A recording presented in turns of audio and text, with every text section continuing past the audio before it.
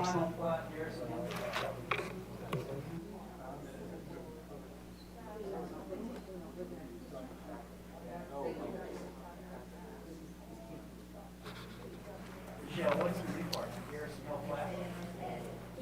say informational items all the way at the end.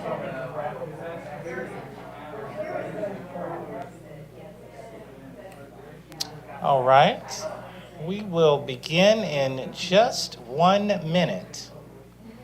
Just 1 minute, we will begin.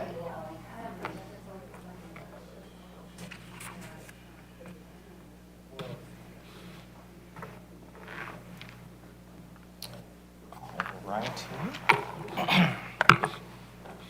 All right, good. All right. Good evening and welcome everyone to the committee meetings for January 13th, 2026.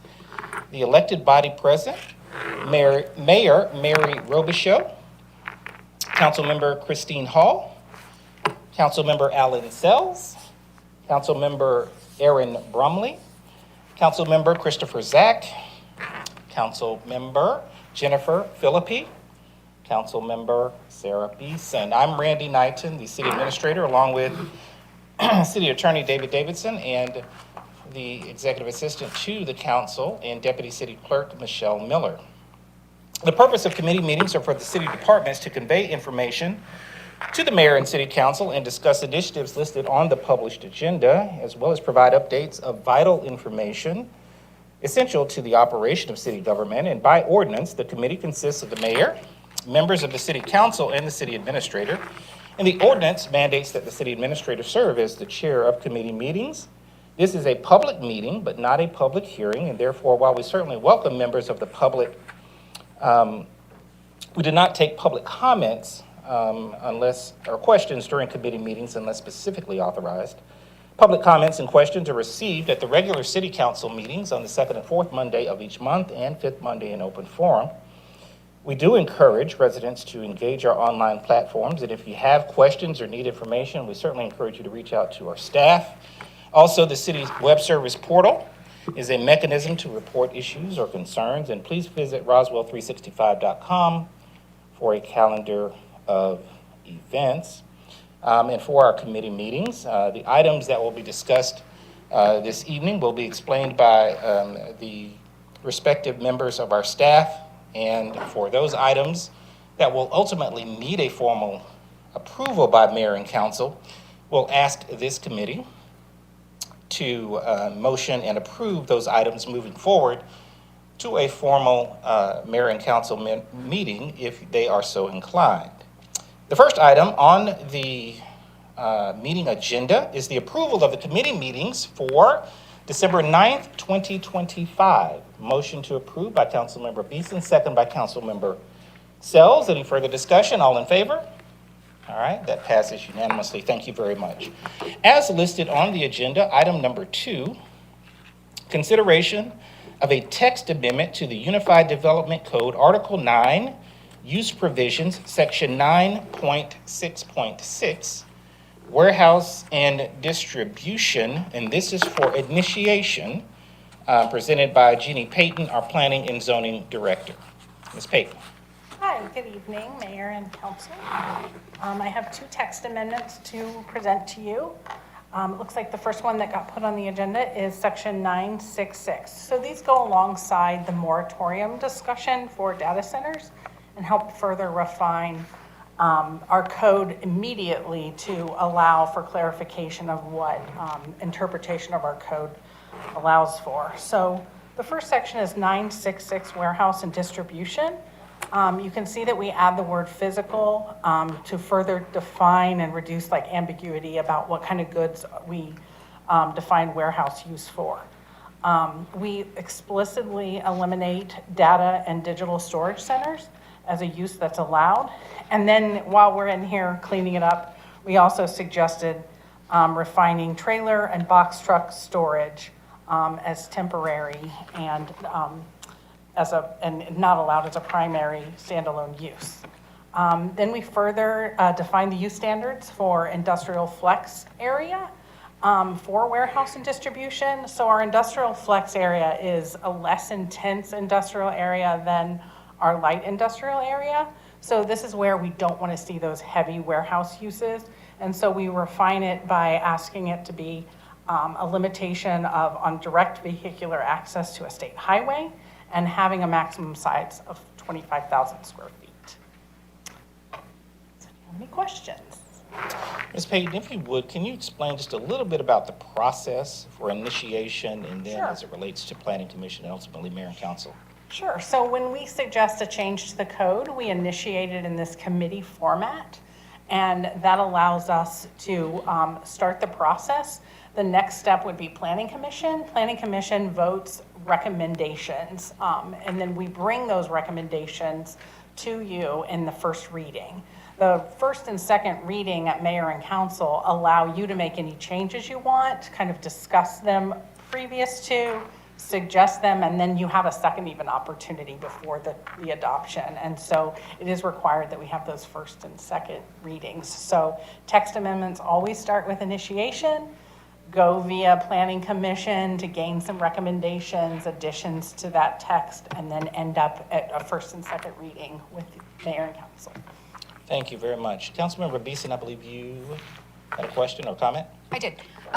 Regarding the question, you said that the data and digital storage center is outright disallowed, or has it become a conditional use? So we have not refined the use. The moratorium is for us to explore what that use designation will be. But unfortunately, I should have changed the agenda. We want to define it. So when we get to the next definition of 14.2, you'll see where we define it. We kind of have a hole.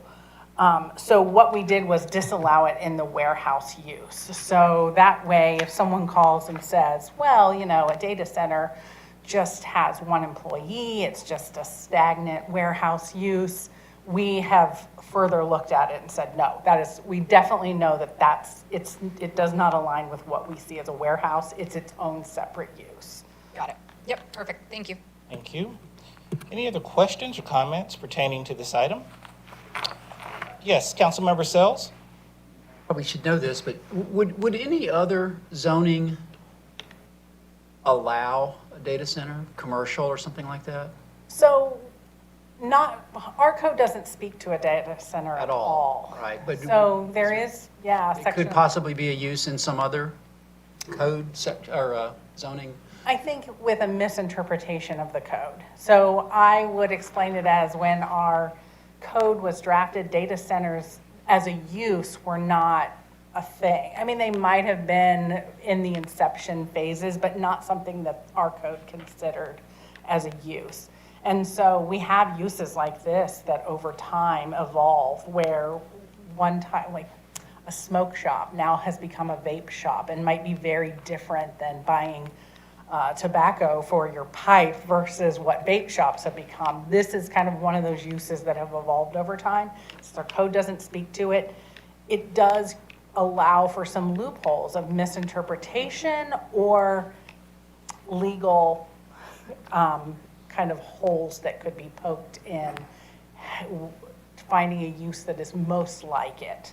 And that's where kind of that warehouse cleaning up is important, because it's easy for someone to say, well, it's most like a warehouse, therefore the zoning director should have said. I understand what you're doing here. Okay. I'm asking sort of a slightly different Okay. question. And that question is, if somebody came to us and it was already zoned commercial, Yes. and is there a use case under commercial that would allow, that they could say, we have a right to put a data center here in a commercial space, or would it? Not outright. Okay, perfect. Thank you. Thank you. Councilmember Hall?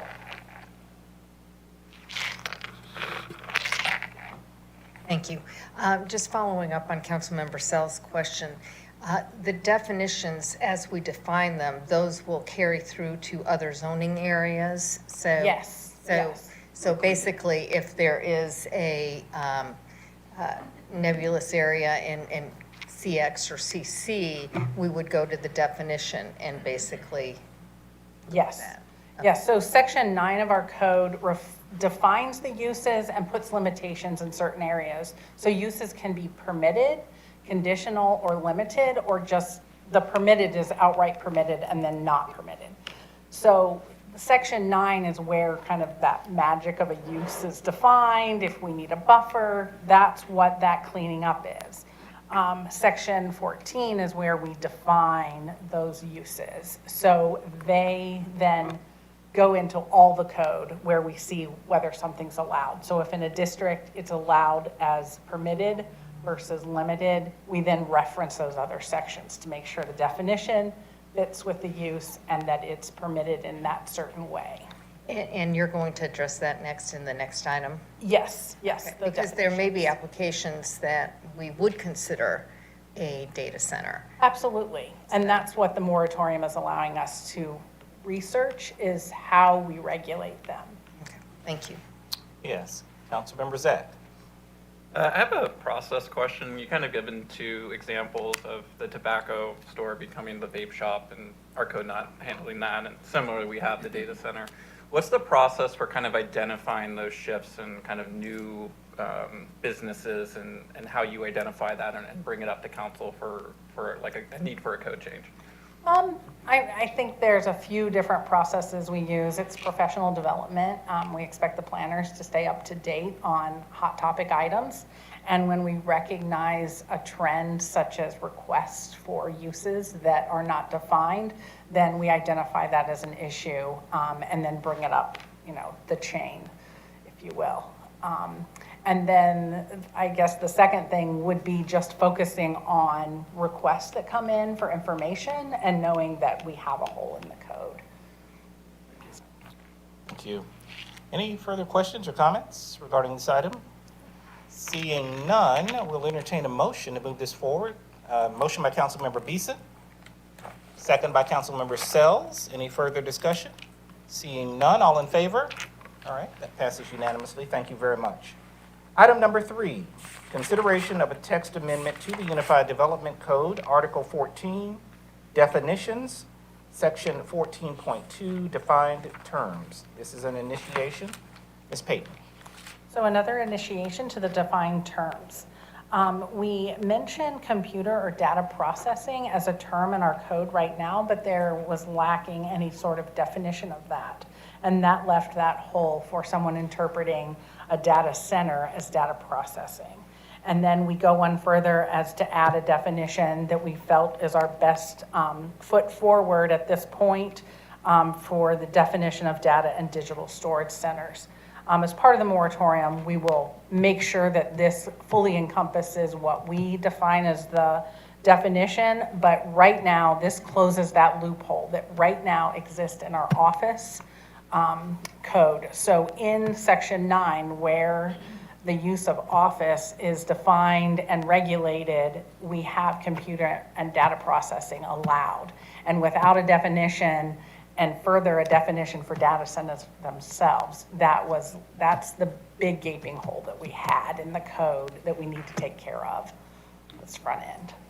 So if you'd like, I can read computer and data center processing. We define it further as a specific office and commercial use, and where electronic data is processed by employees, including and without limitation data entry, storage, conversion, analysis, subscription and credit card transaction, processing, telephone sales, order collection, mail order, catalog sales, and mailing list preparation. And you can see where we really drill down on the processing part of it, that it cannot be misconstrued and interpreted as a data center.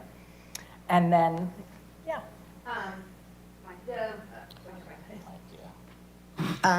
I don't see anything regarding like mining for Bitcoin, that kind of thing. Okay, that's something we can consider. All right.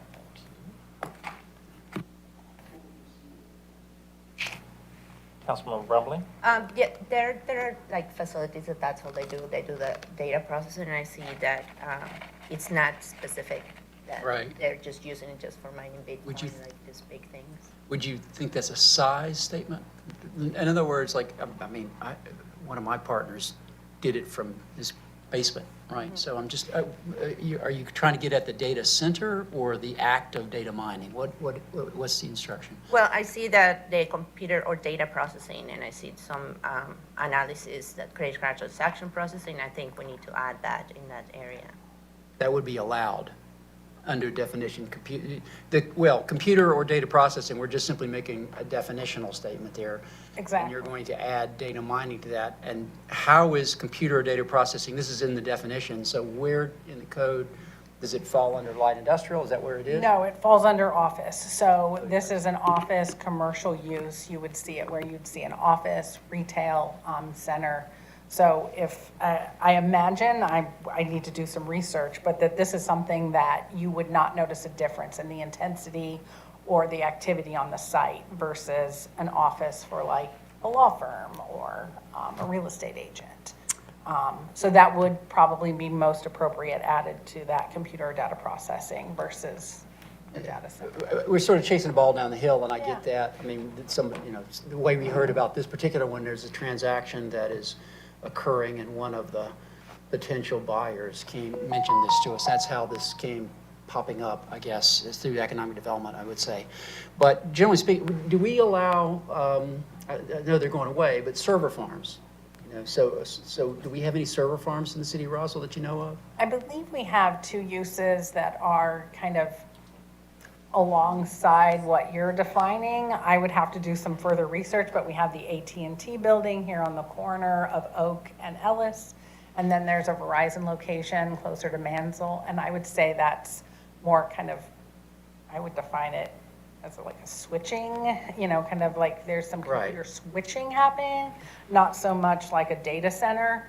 So they kind of float between those two. Definitely more industrial, low intensity, but, not something you want next to your residential. Yeah, I'm really, I hadn't given this a lot of thought, to be honest with you. Yeah. And I know it's perking up, and it's a wave, for sure. But a data warehouse is just a server farm on steroids. I mean, it's the exact same actions. And I would be surprised if we don't have any server farms in Roswell. I'd be surprised. I mean, So that, again, is the beauty of the moratorium. It gives us that 90-day timeline to begin to research these different tentacles of a use and say, how do we define it? How do we define it on a big scale, what we all recognize as a data center nowadays because we've seen it in the news, and a smaller scale for Right. something like what you're mentioning. there may be some best practices out there that other cities are doing. I don't know, but obviously this is emerging, and we're not like cutting edge technology people. At least I'm not. And there will be more work Yeah. dedicated to that with the Okay, data thank center. you. Glad you asked. Yes, Councilmember Beeson? I'm sorry, wait a minute. Councilmember Hall, she had her hand up. I'm sorry. Councilmember Hall.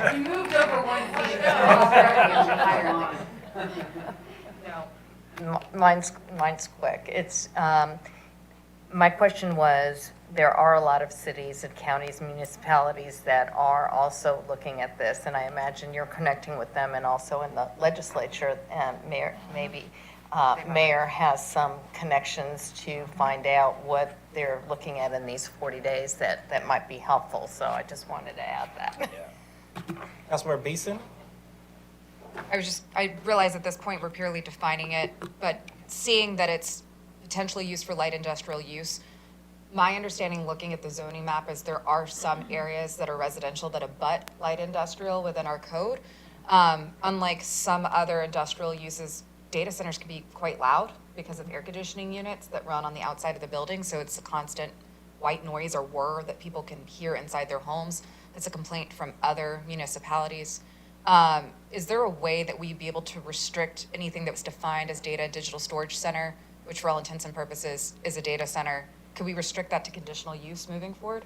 Yeah, so that will happen as part of the work with the moratorium. So what we'll effectively get is if we look back at the 9.6.6, we'll end up with a use definition for data centers that takes it beyond just defined terms, defines it on that front end, just like we did warehouse and distribution, and then limits it. So if it's a conditional use, here are some things we expect. If it's a limited use, we can add buffers, we can add, noise analysis components, an analysis of, water consumption, electricity, things like that. And that's that work we'll do with the moratorium. Thank you. Mayor Robichaux. So just also in the definition of the data and digital storage center, I'm making an assumption on the fourth line where it says including but not limited to those specific things that you state, gives us more of that flexibility from a legal perspective as we move forward to consider these things and then set what we believe. Certainly, and I want to assure you again that we will relook at this definition with the work on the moratorium to make sure that we're capturing everything, even beyond the text amendment we're doing now. All right, thank you. Any further questions or comments regarding this item? All right, with that, we'll entertain a motion. Motion by Councilmember Zach, second by Councilmember Sells, or second by Councilmember Brumley. Can't hesitate, just gotta dive. Any further discussion? Seeing none, all in favor? All right, that passes unanimously. Thank you very much. Item number 4, consideration for the mayor and/or city administrator to award a contract to Ready Power LLC for construction of the water treatment plant generator in an amount not to exceed $210,000. Mr. Watson. Thank you, Mr. Knight. Good evening, Mayor and Council. Yeah, very excited to be here on your very first committee. And we're excited that we get to talk to you about 2 exciting projects. The first one is basically the last step in the generator that we need for our water treatment plant. We've actually come to council 5 times on this one because it's a federal grant. So each time we make a step, we've got to come back to council to get approval. And so to kind of help with that, since a few of you are new, we thought we could give you just a little bit of a background. But before I get going, I definitely want to make sure that you notice that to my right, your left, is Chris Boyd. He is our water utility manager, and you've probably seen him in different awards that he and his team have won. And he has been instrumental in this, both of these projects. So I just want to make sure that you have an opportunity to meet him. So the history of the generator goes back quite a ways. We have a water treatment plant here in the city. It services about 20% of the city of Roswell. The other 80% is provided by Fulton County. The water treatment plant that we have now was designed in 2015, and due to cost constraints, there were some things that were pulled out of the design. One of those was a standby generator to basically provide backup power. Every 3 years, we get an audit from EPD that looks into our sanitary survey. And we have been noted a couple of times that we've had a minor deficiency within our water treatment plant because we did not have a backup generator. The reason we were able to get by with that as a minor deficiency is because even though we do have a water treatment plant, we also have connections to Fulton County Water. So even though if our plant did go down, we do have the ability to still provide residents with water. But from the state's perspective, because we did not have a backup generator, it was seen as a minor deficiency. So in 2018, we had that identified. We also had that in 2022. Also in 2022 is when we actually started submitting for federal dollars to obtain a standby generator. You can see some of the other dates there, but in January of 2025, we got a notice of award from GEMA that we were going to get a generator, which was exciting. One of the first actions that we did with council after that is we actually had to order the generator because it's a very long lead time. So back in July of 2025, we ordered the generator, and now the exciting part is they're ready to deliver it. So now we have to get prepared for it. And so the next step is the actual construction of the site that the generator is going to sit on. So this probably goes without saying, but just to kind of give you some information on, why do what is the benefit of having a backup generator? It provides an auxiliary power source so that we can meet the minimum standards that have been set by the state. To give you an idea of some of the costs that the utility has incurred, this is just going back to October of 2020. The treatment plant lost power for 3 days. Like I said, when we lose power, we can actually purchase water from Fulton County. Well, that cost us just under $12,000 to purchase water for those 3 days. And we also had to replace just over $4,000 of equipment. So if we would have had a standby generator, that would have been avoided. So we've got a lot of these instances where when our plant is down to a power outage, that generator would have come in handy. Just to kind of give you all a breakdown of how the costs came about. So, the total project cost was just over $600,000. There was a federal component and a state component, and then the highlighted area is what the city had to match, and that came out of the water utility. So, as I mentioned, we are in the last phase of this project, which is the construction. We put the project out to bid in October. We received one bid in November from Ready Power. Their bid was just over what we had allocated for construction dollars. So our team worked with, not only worked with Ready Power, the contractor, but worked with other parts of the city, namely transportation, who's actually going to be able to put together the concrete pad that we're going to put the generator on. So we ultimately negotiated with Ready Power to $210,000. We also want to allocate $21,000 for any unforeseen circumstances that pop up during construction. And with that, I'll take any questions. Thank you, Mr. Watson. Yes, Councilmember Zach. I've got two questions. First is, what's the shelf life for this generator? I want to say 20 years, but is that 20? Yeah, I think it's 20 years.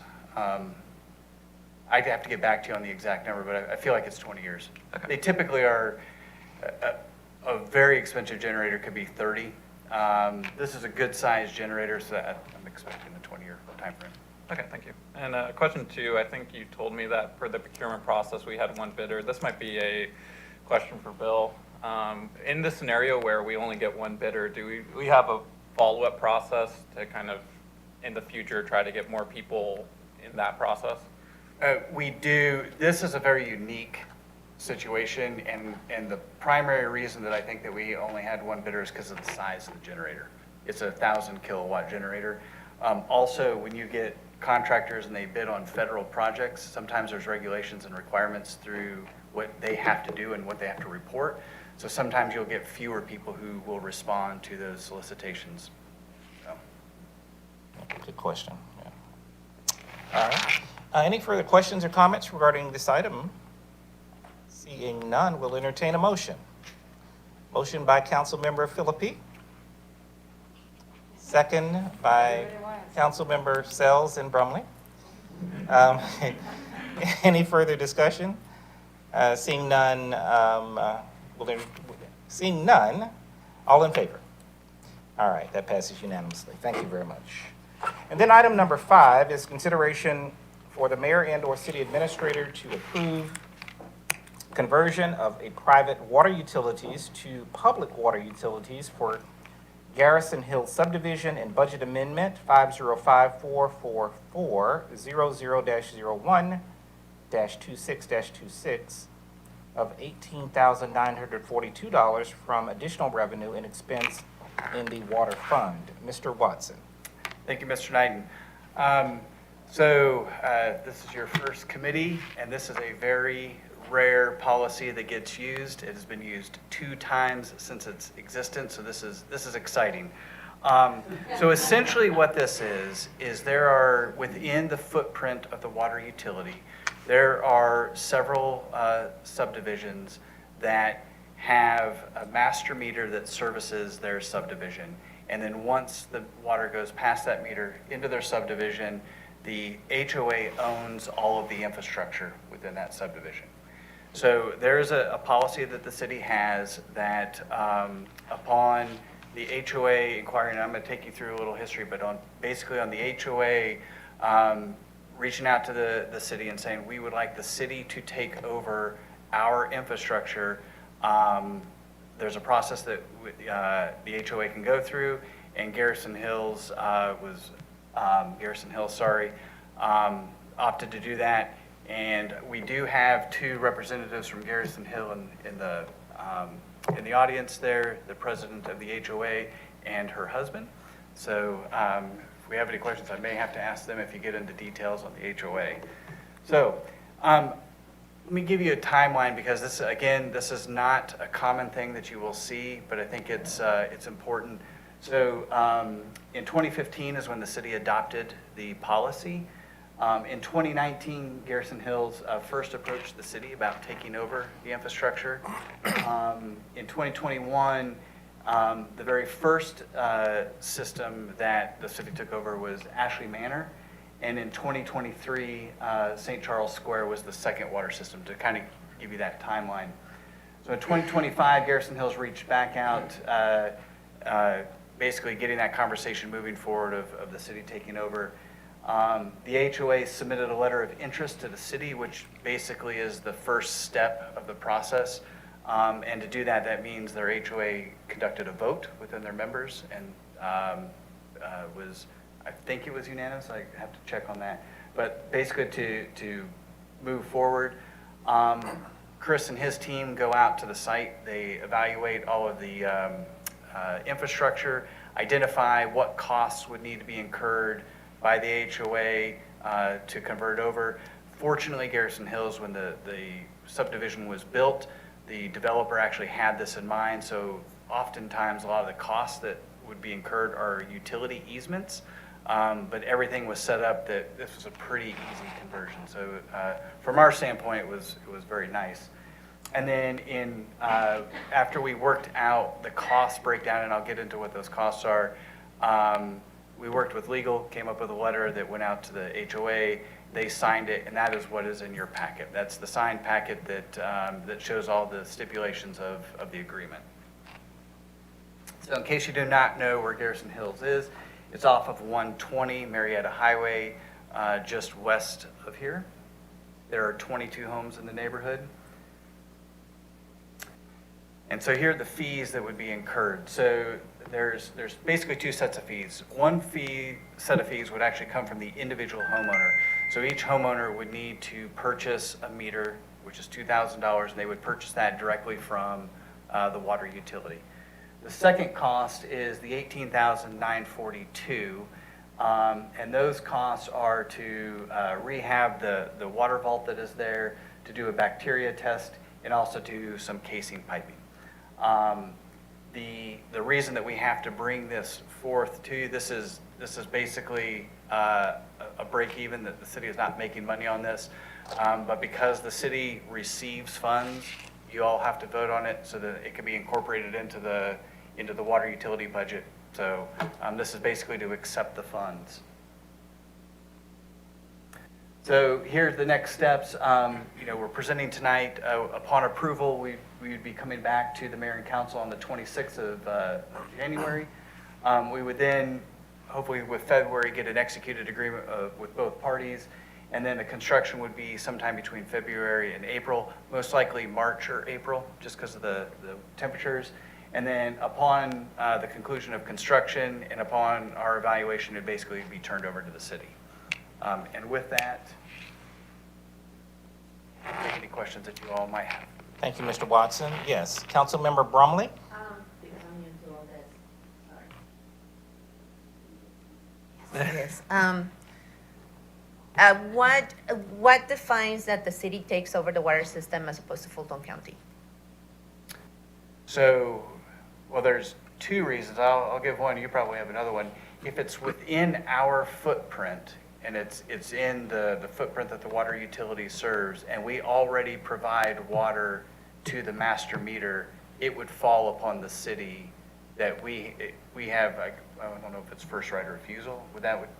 is that what you would call it? Yeah.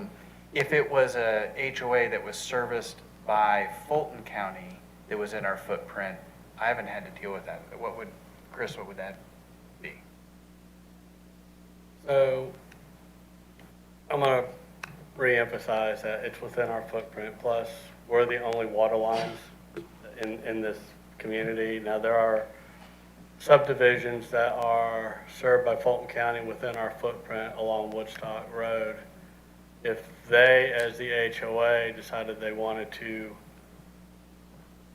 be a Roswell water customer, they would need to come to us and say, hey, we want you to be our water customer. They're within our footprint. We would just have to find out how we would tie them in to that service, and they would also have to work with Fulton County to have their meters pulled at some point in time. Yeah, one of the things that I think was a larger question is there are service areas per service delivery agreements which are established essentially every 10 years or so, every 10 years or so by the cities, the 15 cities, and Fulton County. Service delivery agreement, the last one was done back in 2009 and was held in abeyance all of these years. And now we'll have to get into this service delivery arrangement with the cities and Fulton County the end of this year. Be a great retreat topic. And yes, and so this is essentially there are service areas, for instance, where Fulton County may serve, where Johns Creek may serve, where the city of Roswell may serve, and that's to avoid the duplication of services. In other words, to ensure that taxpayers don't pay twice for water lines running down the same street, essentially. That is the impetus behind it. That goes for all services that cities and the county provide. And so we'll have a very robust conversation about service delivery, which is something that will be done, will need to be done essentially by the end of the year with Fulton County and the various cities. But that is essentially how that is done in terms of a service area that it's established and negotiated by Fulton County and the cities. Again, it's been quite a while since that's been done in that fashion, but essentially that is the purpose of having those service areas. Any further questions or comments regarding this item? Yes, Councilmember Hall. Comment. I noticed on the next slide, are there more subdivisions? I know Stonegate was inquiring. I have a friend in there that was inquiring. There are a few others that have, that could, Stonegate is the only one? Stone Grove, Weatherford Place. Have they reached out there? I think Stone Grove is the only one that's reached out. Weatherford has reached out. Okay. They just have not responded back to me after I sent them the policy that's in place. So just waiting to hear back from them. Norcross Village had reached out a couple of years ago. Just had no movement on that one. Well, everybody would want to be on Roswell Water if they could. We do have the best utility in the southeast, yeah. Yes, you Yeah. do. Indeed, yes. All right, any further questions or comments regarding this item? Seeing none, we'll entertain a motion. Motion by Councilmember Beeson, second by Councilmember Sells. Any further discussion? Seeing none, all in favor? All right, that passes unanimously as well. That does conclude the agenda items for the committee's meeting for Tuesday, January 13th, 2026. There are a couple of information items in the packet as well, just for your review and information. And with that, we'll entertain a motion for adjournment. Motion. That's unanimous. Motion by everyone, seconded by everyone. All in favor? All right. Thank you all very much. Have a wonderful evening.